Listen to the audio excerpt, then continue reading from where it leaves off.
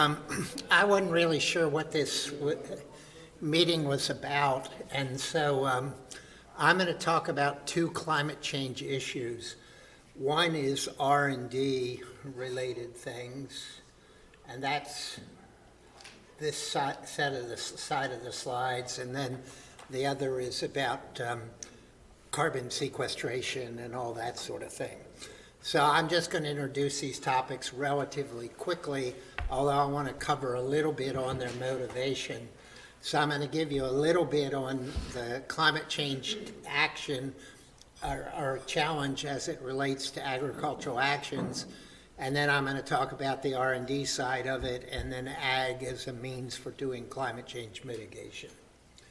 So this didn't come through very well. This is a picture from the Intergovernmental Panel on Climate Change, their 2012 report, no, 2022 report. And what it shows is projections of future climate change.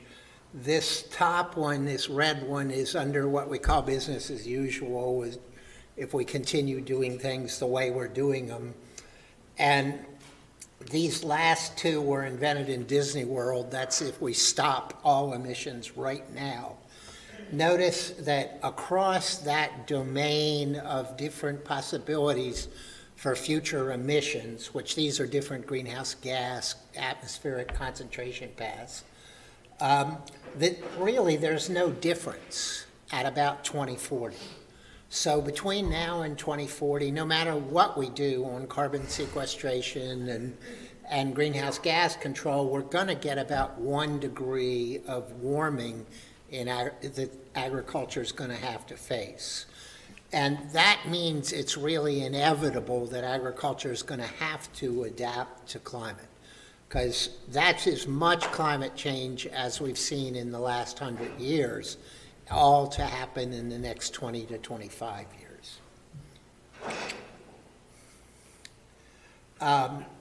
This is having impacts. The climate we've seen so far is having substantial impacts. This is a little picture that I've been drawing for years, but we just redid it. If you look at it for national corn yields per acre grown, if you look at a long-term trend, a linear line fits it about the best, and you have about 2 bushels per year of technological change in terms of agriculture. But if you break that time period down a little bit and you do a regression from, say, 1950 to 1922, we get the 1.96. But if you stop it at 1973, we were going a little over 2.5 bushels of corn per year. If you look between 1975 and 2011, this red segment, we're going up at a little under 2 bushels per year. If you look from 2012 to date, we're going at a little less than 1 bushel per year. So technological progress is really tailing off. Now, there's a bunch of different reasons for that, climate change being one of them. So if we see this climate change, we have 3 different fundamental type of actions that agriculture can undertake. It can reduce drivers. The Inflation Recovery Act talks about controlling greenhouse gases and puts money into conservation programs and bioenergy. We can adapt to climate change. The adaptation strategy I'm going to talk about today is research and development. There's a whole bunch of others. And then we can also just sort of suffer the effects and say, we're going to gather more information to see what's happening. That was the argument when we left the Kyoto Accord around the year 2000, that we didn't know enough, and we may not yet. Okay, so first I want to talk about this R&D aspect. Now, agricultural R&D, Wally Huffman and Bob Evenson and Julian Alston and Phil Pardee have shown it has high rates of return. It's a dominant factor that causes crop yield increase, but investment growth has slowed. Certainly on the public side, it's slowed off quite a bit. Private is a little bit, has increased a little bit. But there is an issue that one of the causes why this this technological progress is slowing off is because of less R&D. And I didn't say this when I showed you the corn graph, but we found that for everything except cotton and rice. Every other crop, the yields are declining significantly, the rate of yield growth. The other thing is that some people have looked at this and they use a 34-year lag between the time the first investment dollars are spent and their effect sort of phases down to zero. It takes 5 or 6 years to get any return, and then they have this kind of flat-looking trapezoid thing for what they think the effects are. Now, here's another reason I think why we've seen a decline in yields and things like that. We're not only spending less money in terms of R&D, but we've changed its composition. We're funding people to study tin cans. That's not a productivity increasing thing. We're funding people to study the way markets operate. We're funding people to study environmental issues. We're not funding as much direct research on corn and cattle yield enhancement. And notice here, it was about 65% in the early 1990s, and it dropped down to about 56% in 2019. So we're seeing a shift on how we're spending that money. Climate change also is having an effect. It's reducing yield increases, altering water supplies, altering crop water demands, altering pest populations. It's stimulating crop mix changes, and it's requiring some new infrastructure.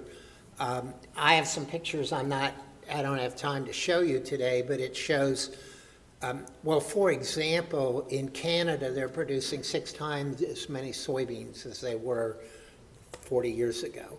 And that means we need soybean processing facilities, grain elevators, stuff like that. They're producing twice as much corn. So our grain handling, when wheat gets pushed out and corn comes in, all of a sudden we're getting 4 times the yield, and we need 4 times the grain handling. Climate change also, the colors didn't work very well here. Climate change also introduces competition for resources.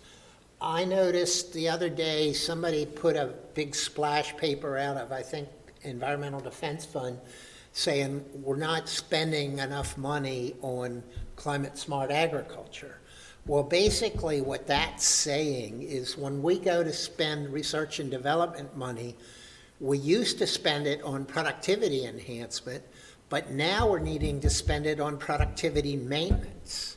So if you're sitting in Indiana somewhere, what production systems worked for the last 100 years with your grandparents, they're no longer working that well, and we need to spend R&D money to enhance that production pattern. We're also spending R&D money on how to do carbon sequestration and how to change fertilization and do certain things with respect to greenhouse gases. So not only is less money being spent, not only is less money being spent to productivity, but even the productivity money, more of it is being spent in maintenance and in greenhouse gas control. So that's my R&D story. Now let's talk about ag as a way of achieving climate change mitigation. The Biden administration stated a goal to cut greenhouse gas emissions in half by 2030 and hit net zero by 2090. Agriculture in the U.S. is about 11% of emissions. It's about 25% globally. Agriculture has 5 roles with respect to net greenhouse gas emissions. First, it can reduce. That means changing fertilizer and doing things with cattle. It can enhance the sequestration that's being held That's actually what I think the biggest effect of the Inflation Recovery Act will be, which I'll get to in a minute. It can produce goods that replace greenhouse gas emission intensive inputs like fossil fuels. We'll hear a lot about life cycle analysis in a minute. That's that domain. Ag can be a host for wind and solar energy. So a lot of those wind and solar facilities are sitting on what used to be ag lands, although I've seen in Iowa pictures of corn rows that almost go around the thing. For wind and solar, it's much more consumptive of the land, but now they're trying to raise them up higher and they can graze cattle under them and do things like that. But still, there's land competition. And then it could be a sector that has to operate with higher fossil fuel prices. So that's kind of the 5 places they could be, because fossil fuels are about 80% of our nation's emissions. So if we're going to get on top of those emissions, we're going to have to price the fossil fuels externalities somehow or another. Now, getting ag to participate, most of the things ag can do are inferior to what ag's now doing. So you're going to have to pay them some money or provide some incentives or somehow internalize the externality so that they do that. There's, I say 3 approaches, but there's sort of 4 approaches that are out there. There's the carbon market approach, and that could be a carbon tax kind of approach too, not necessarily a market. We require low emission electrical power, so more wind and solar. The issue there is somebody had a slide up about wind and solar being great and big employers, but you need backup power because wind and solar aren't reliable. So as we get more and more of this wind and solar around, we're going to need backup power generating facilities or storage. Storage is the holy grail of the electrical engineer right now, but on the other hand, we just don't know how to store electricity from the daytime when the sun is out there to need it at night when the sun isn't around, in large quantities. And so ag may come in to help on reliability, and then some land may get diverted to wind and solar farming. We can require low emission transport, so that's conventional ethanol and cellulosic ethanol, other drop-in fuels. Also electrical cars. Ag may fuel electrical power plants, and then the cars drive on that. And then finally, mitigating practices may be subsidized. Now, the Inflation Reduction Act, I always get recovery in there, has a conservation title that has about $38 billion in it. There's $18 billion for Farm Bill, largely conservation programs. To me, that's almost all sequestration oriented. It's going to improve the carbon stored in the soil. There are some things about climate change related goals. Maybe we'll change fertilization and some things like that. I'm not sure. There's some technical assistance. There's a measurement and monitoring program and an administrative program. And then for renewable energy, we're talking some about $1 billion for loans for renewables and storage, and a number of other possibilities. Most all of this stuff is not directed toward the amount of carbon or greenhouse gases it keeps out of the air, but toward certain types of activities with the assumption that those activities are going to generate less carbon. There's also something called the Climate Smart Commodity Program, where USDA is investing money in projects that expand markets for climate smart commodities, leverage greenhouse gas benefits, and provide benefits to producers. Again, these are largely practice subsidies. I'll be done long before that. On the sequestration side, there's one issue that I want to recall from some work I did a number of years ago, and that is if we have a relatively low carbon price, ag soils and forestry and some non-CO2, fertilizer and methane, are relevant. The ag soil, notice it grows for a while, but then it stabilizes. That means that if we're doing all these sequestration stuff, we're probably going to get a gain for 10 to 15 years, then it's toast, no more gains. It's pretty much going to stay in constant, steady state. If we do have a high carbon price, it makes a heck of a lot of sense to do bioelectricity largely to replace coal and natural gas fired power plants with that sort of stuff. We didn't have wind and solar in this study when we did it. So some final thoughts, like I said, I'll be done. Some final thoughts on policy issues on this net zero effort is the IRA, the Inflation Recovery Act, or whatever, Reduction Act, is rather narrow in scope. I mean, everything is USDA, keep doing what you used to be doing, just spend a little more money.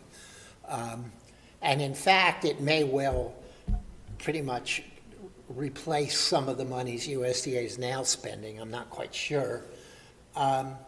It uses many what I consider non-permanent and non-additional approaches. We may subsidize people to put in to change tillage, but if we subsidize them for 5 years, what's to say they might abandon that tillage after the 5 years?